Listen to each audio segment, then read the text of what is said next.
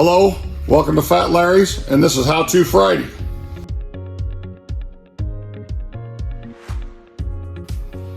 Today, we're going to talk about gluing and glue guns. Now, if you've watched me in the past, you've seen this thing.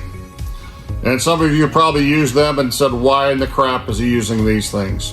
I've used these things for about 6 years.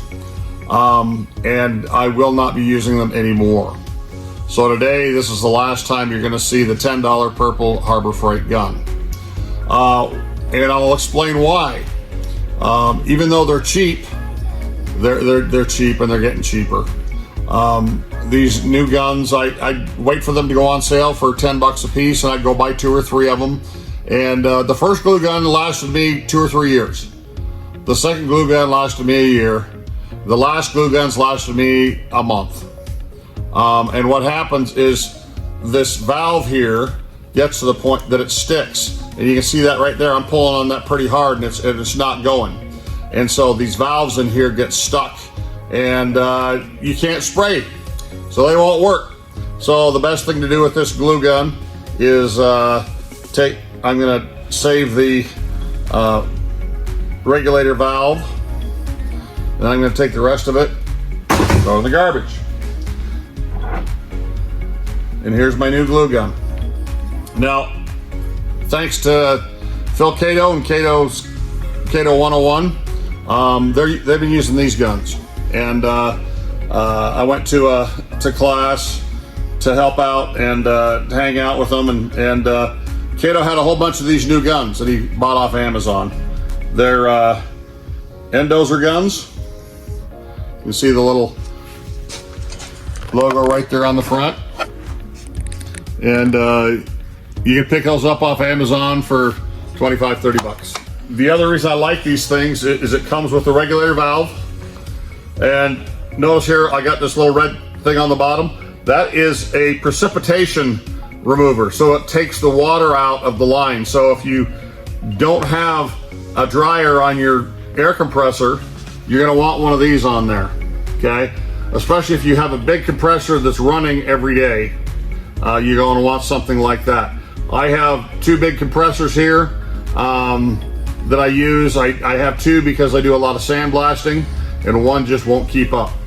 And I also have what they call timed blow-off valves. So every hour, it spends 5 seconds blowing all the air out of the bottom of my compressor. So I have less water in there, but I still got a little precipitation in the line. So you want to use one of these to keep the water out of the glue.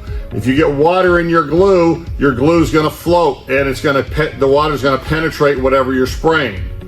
So make sure you put something on there to keep water out. So let's go over how we set up this gun. So the first thing you're going to notice here, this is a pressure valve. And when we put pressure on there, we can adjust our pressure on that pressure valve. So let me show you how to do this. We're going to take our air chuck. We're going to hook it up. Now this is a brand new gun. I haven't used this one until today. But if you see that and look at that pressure, see it set right now, it says about 50. And if I give it just a little spray, see how it drops just a little bit? That's where you want to be setting your pressure. Okay, I wouldn't go above 50. I like it to be around 35 to 40, and actually it's about 45 right there. And if I turn this, let me get over here so you can see. See, I just barely pull that trigger, and if I turn it down, you'll see that thing will drop. So there's about 40, and typically 40 is just about right. Okay, so. And you got to be careful, because if you're in a production shop and they have the air pressure set from 125 to 170 and you hook this up, you're going to blow glue out of there like crazy. And so the other thing I have is on my compressor, I have a special valve that has the air pressure reduced down to about 80 psi. And I have it set to about 80 so I can use it with glue, not just with glue guns, but I can use staple guns and things like that. Because I don't need all that high pressure like I would for impact wrenches and sandblasters and things like that. So that's one of the things you're going to want to take a look at. All right, so if you look on here, there's 3 valves. Now this valve here regulates the pressure to the gun. So if you screw that all the way in, and you pull that trigger and you put your hand in front of there, very little air comes out. So if you turn that down, a little more comes out, and if you keep turning it up, a little more comes out.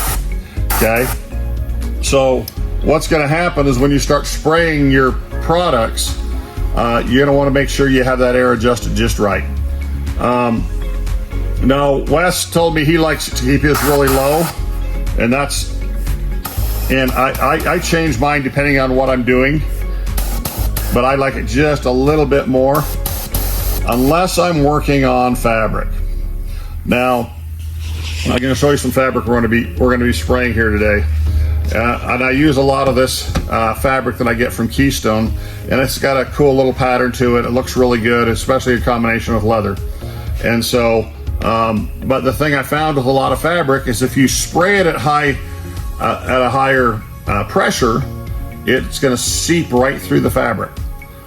So we'll show you a couple of tricks on how to prevent that, and how to keep it so that you have less impact on that. When I first started this, the first time I sprayed fabric, I flipped it over and I had big gobs of glue on the front side of the fabric, even though I was spraying the back side.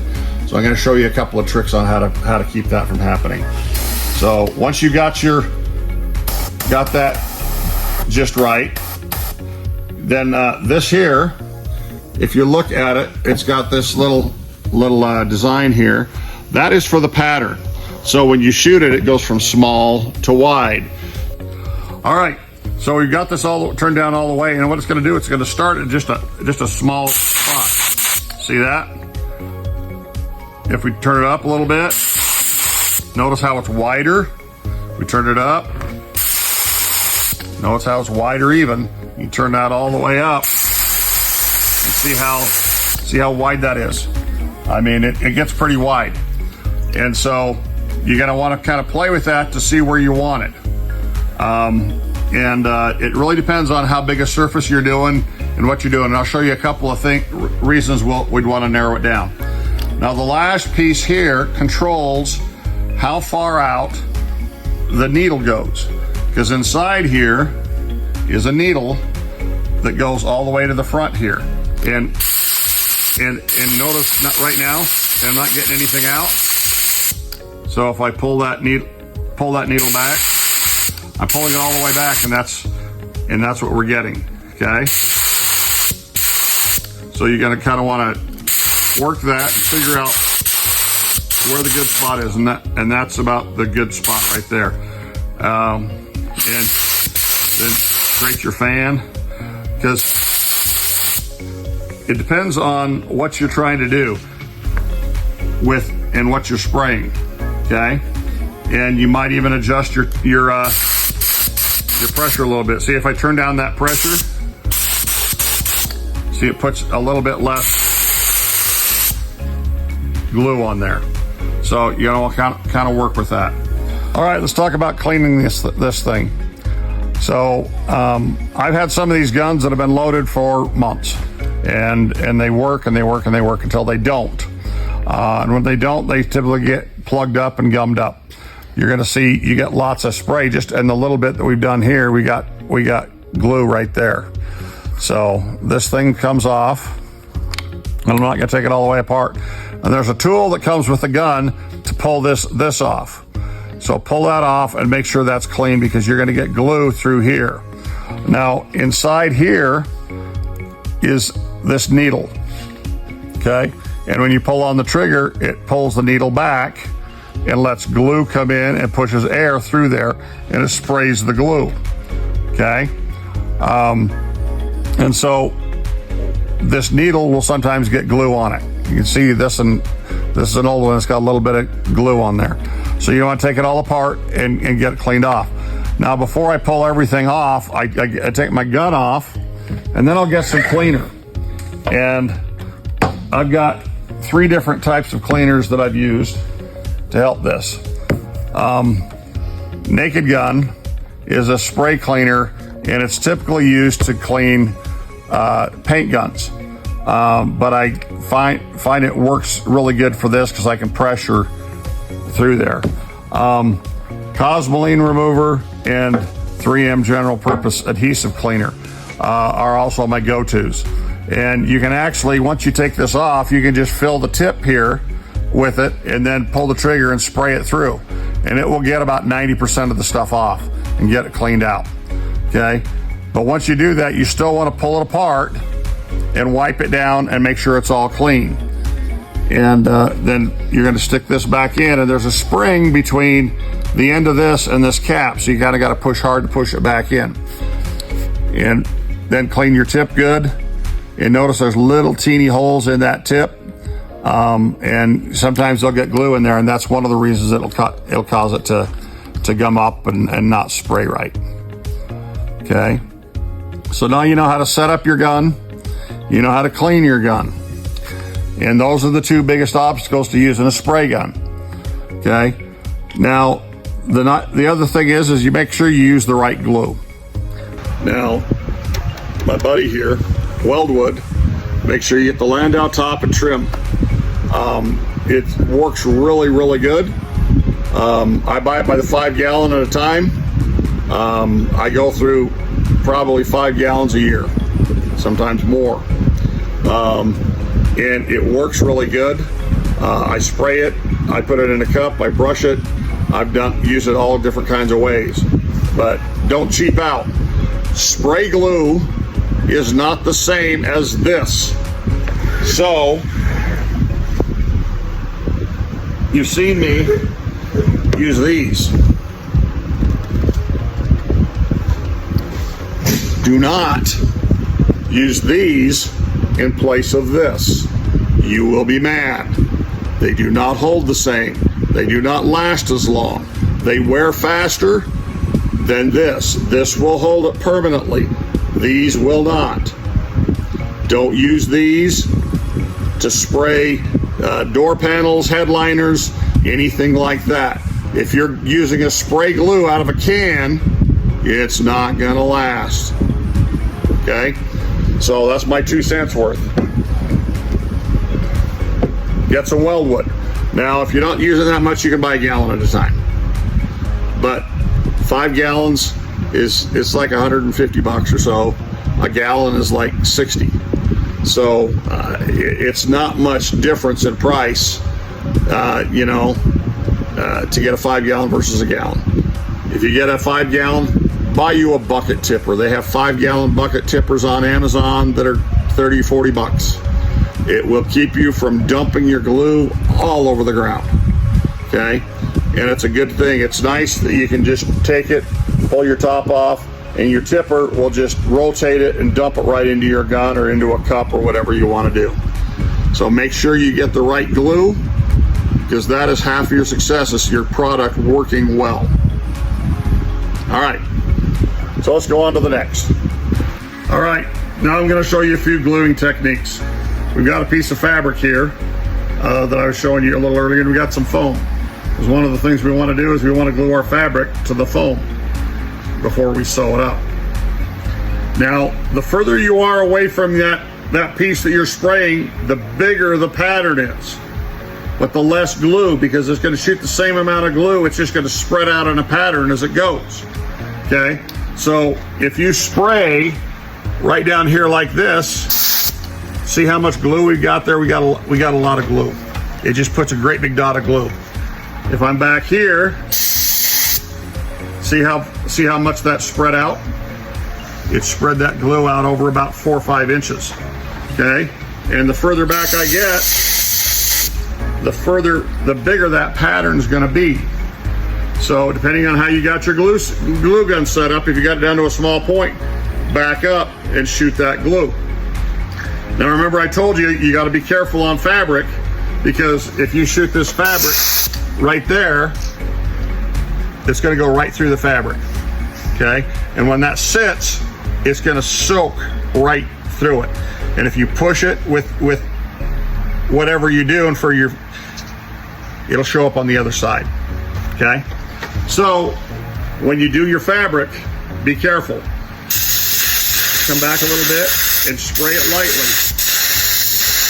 See how I just spray that lightly. And when I do it, I like to get good coverage. I've seen guys who just go around the edge. They want to float the middle, and that's entirely up to you how you want to do that. But when I do it, I like to get good coverage because I want that to stay. And then do the same thing on your foam. Just cover that foam lightly until you got good coverage. Now, the next trick is, when do I stick them together? And the answer is when it's done. Okay? If you can put your finger on there and you can feel it sticking to your finger at all, it's not done. Okay? Now, I know guys will tell you that with foam it doesn't matter. And I've seen a lot of guys talk about, you know, just go ahead and stick it. It's foam. It'll stick to it anyway. If you give it a few minutes and let it stick, and a lot of times, since I'm Mr. Patience, I will spray it and I will go get a drink, and I'll sit and have a Pepsi, and I'll relax. And once I've drunk a Pepsi, I know it's dry enough that I can come back and I can put them together. So we're gonna stick these together. Now, I know I'm gonna get this question, so I'm gonna answer it now, because I was just getting ready to hang my glue gun up. And the question is, some of you are gonna say, well, where did you get that hanger for your glue gun? This is the hanger for my glue gun. Okay. The question is, where did I get it? Well, I made it.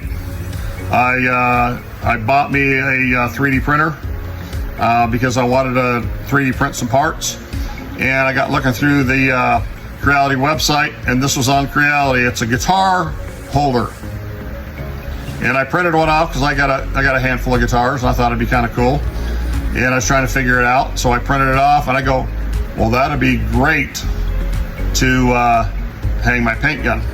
It comes with a piece that goes on the back that you screw it to your workbench, and you just slide it down in, and it works great to hang your glue gun on there. And so, all right, so it's dry now. We stopped the camera, just, you know, it's not just really voodoo magic. I said dry. Okay, so when I put my stuff together, I like to get it in a comfortable spot. Now notice this has lines on it. This is a piece that I was going to use for a seat, but sometimes you want to make sure that you get it in the right spot to cover your whole workpiece. Okay, and so what I do is I set my middle down, and then I push it out. I want to make sure I get all my air bubbles out. And if you get it and it's not lined up, you can take and you can pull it apart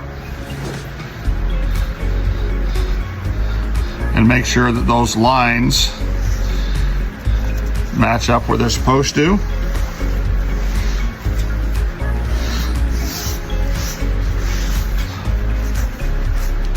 There you go.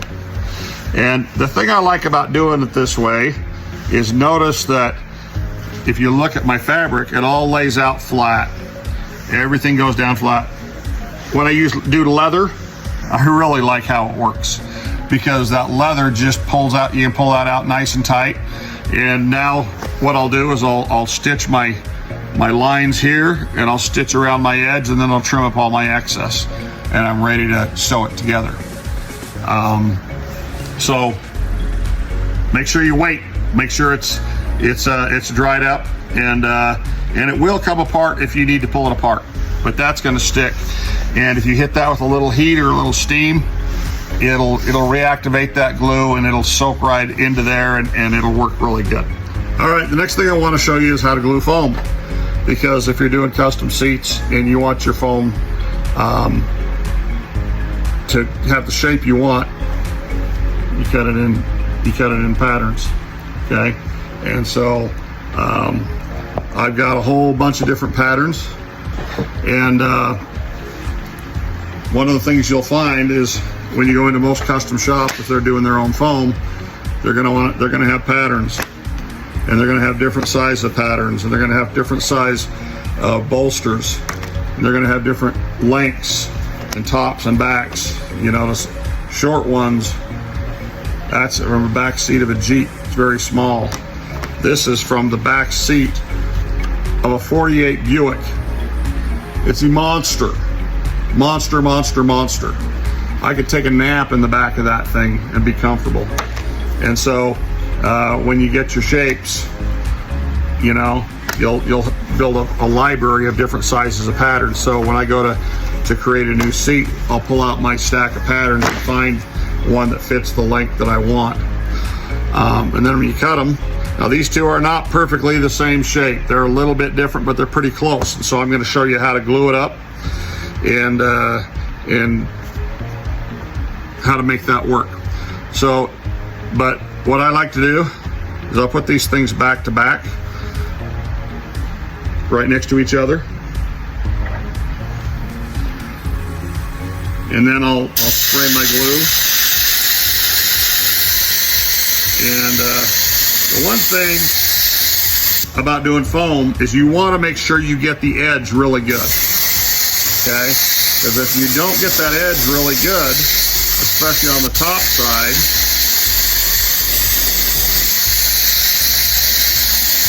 it's not going to stay. Now, I always overglue foam a little bit because I don't want my seats coming apart. And if you don't get good glue on your edges, your seat is going to come apart, especially if you have to sand it. So once again, what I tell you, wait. Okay, so through the magic of film, boom, here we are. All right. Now I like to keep, the reason I put these things back to back is because it puts a little glue and it holds those together. Now look at this. I can actually take that and set that right back up there. Do not touch the seam. Take your outsides, tap them together, make sure they're lined up as close as you can get them. Now the other thing I'm going to tell you, if this were cut to match, the thing I want to match up is the top seam. I don't care about the bottom. Okay? So normally I take that and I'll match that top, and I'll make that top match. Now, like I said, it's not a perfect match, but it's close. But do not put your finger in there. No matter how much you're tempted, if it puckers and it dips, do not put your finger in there. Everybody repeat it after me. Do not touch the glued seam. Okay, so if you get it in there and it's wrong, pull it apart. Okay, that's okay. It's going to happen. You're going to do that, and you're going to keep doing that until you get it right.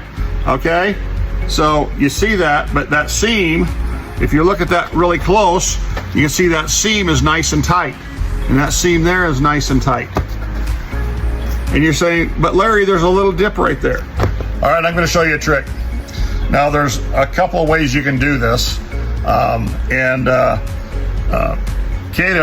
Phil Cato makes a sanding block. It's got a little round ball, and I don't know where mine is, but it's around here somewhere, and I couldn't find it.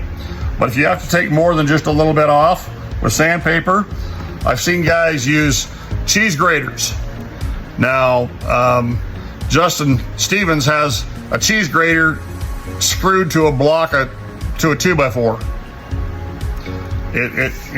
It's big. He's used it for years and years and years. And one day I got an email from Sailrite, and Sailrite has this little tool. And if you look at it, it looks like the cheese grater, doesn't it? That's exactly what it looks like. But you can take that where that foam is too high.